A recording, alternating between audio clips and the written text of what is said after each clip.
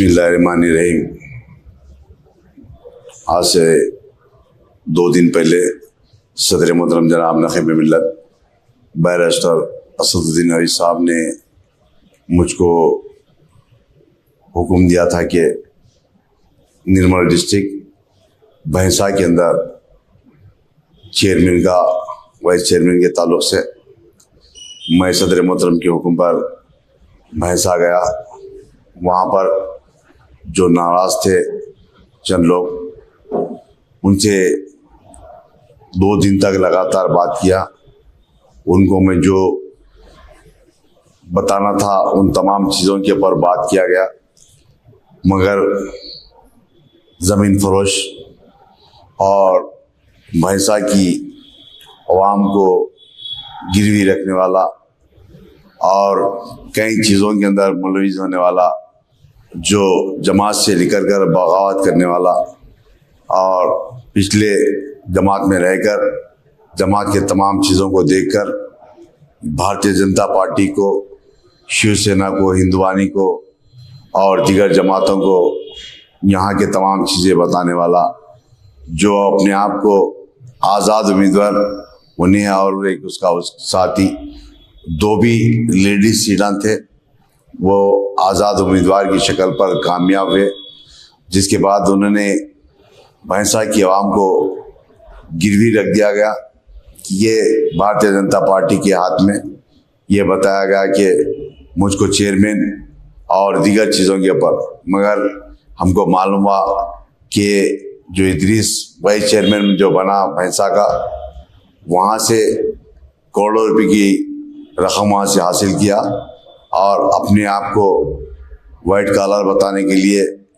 Vice chairman का ओहदा भी लिया गया और ये भैंसा की आवाम को, मासूम आवाम को गुमराह किया गया।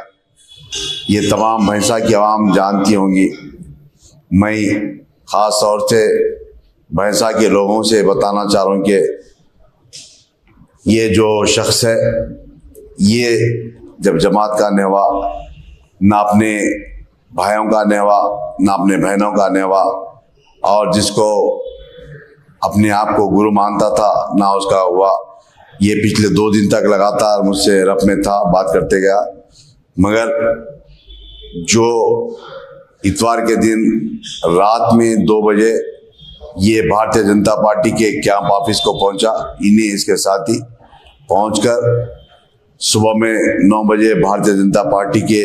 कैंप ऑफिस से निकल कर म्यूनसिपल ऑफिस पर भैंसा पे पहुंचे। वहां पर चेयरमैन की तायद की और ये खुद वाइस चेयरमैन बन गया। और साथ ही साथ भैंसा के अंदर वार्ड नंबर 26 से अबू शबीर के एक नामकारी कांग्रेस पार्टी का बी फार्म लेता है, कामयाब होता है, और वो भी इसी इदरीस जो अभी वाइस चेयरमैन जो बना, उसके साथ में 3 बजे रात को बीजेपी की कैंप ऑफिस पर पहुंचता है और उनकी बस में कल सुबह में 10 बजे म्यूनसिपालिटी ऑफिस पर आता है। और ये भी कांग्रेस का अबू शबीर जो है, ये भी कांग्रेस का जो काउंसलर कामयाब हुआ, ये भी भारतीय जनता पार्टी की मुकम्मल तायद करता है। यही नहीं, ऐसे कई लोग हैं जो कांग्रेस हो या टीआरएस हो, इन तमाम मिलकर, ये भारतीय जनता पार्टी मिलकर मजलिस को एक निशाना बनाया गया था। और मैं समझता हूँ हमारे 12 उम्मीदवार वहाँ से भैंसा से कामयाब हुए। इंशाअल्लाह अल्लाह की इजाज़त से उम्मीद है। मेरा बताने का मकसद ये है कि ख़ास तौर से भैंसा के मुस्लिम्स, भैंसा के मेरे दलित भाइयों को बताना है कि ये जो शख्स जो अपने आप को ये बताता है कि मैं भैंसा का वाइस चेयरमैन बना और मेरी लड़ाई जाबिर से बताता था, जाबिर की कोई लड़ाई नहीं। ये कई औकाफी जायदाद को बेच दिया गया और कई हैदराबाद को जो शिफ्ट हो गए उनके जायदादों को बेच दिया गया और कई करोड़ों रुपये बीजेपी दीगर जमातों से हासिल कर ये अपने आप को आज वाइस चेयरमैन और जमात का जो जमात से बगावत करा बदमाश इदरीस, और मैं समझता हूँ भैंसा की आवाम इसको